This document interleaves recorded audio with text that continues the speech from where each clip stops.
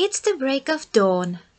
Your schedule for the day is already stacked, and you hardly have time to sit down and enjoy a cup of coffee. How will you ever find the time to spend in FruitLook? Easy! Start by making some coffee. While you wait for the water to boil, quickly turn on your computer and log onto your FruitLook profile. There are of course many ways to go about getting a quick overview of your fields, but today I will only be showing you 2 of them. Number 1. Check if any of your fields appear red in the map overview page. They are the ones that performed below the seasonal average for fields of the same commodity during the past week. To see how much they have deviated from the other fields, click the tab on the far left. Here you can see the actual values of each field and can decide whether the deviation is great enough to do further investigation.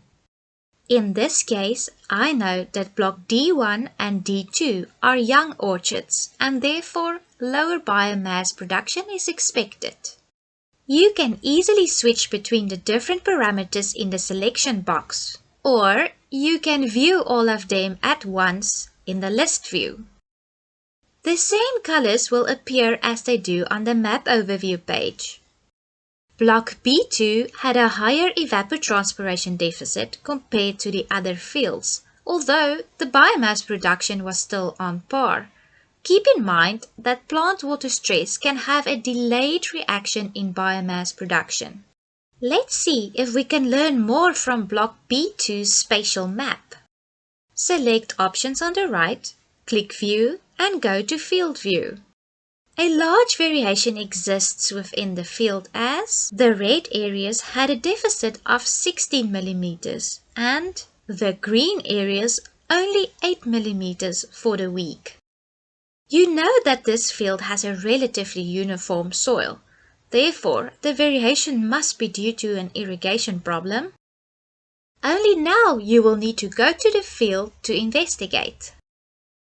Sometimes spatial variation gets lost within the averages represented by the block colors in the map overview. Thus, this brings us to number 2. Check for spatial variation within all your fields at once. Do this by ticking the boxes of fields you wish to see, selecting Compare Fields, View Comparison, and choosing Field View. Immediately you can spot a possible irrigation problem in block B1 and B2.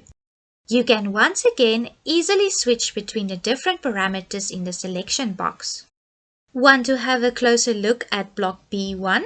Choose Back to Overview, Options, View, and have a look at the field view for actual evapotranspiration.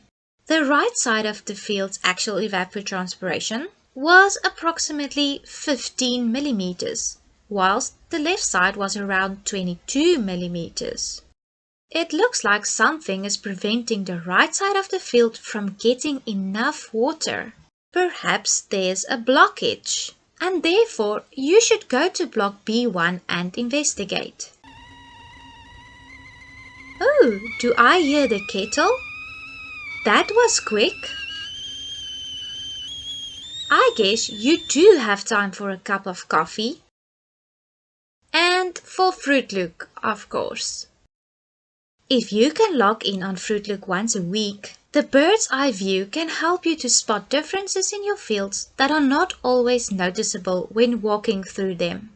It can save you a few hours on checking if your crops are growing well and if your irrigation system is working properly, allowing you to resolve small issues before they have detrimental consequences. Being more efficient has never been so easy. Have a great day! Do you have any questions about FruitLook or need any help? The FruitLook team can support you in your quest to make the most of this freely available tool. Contact us today.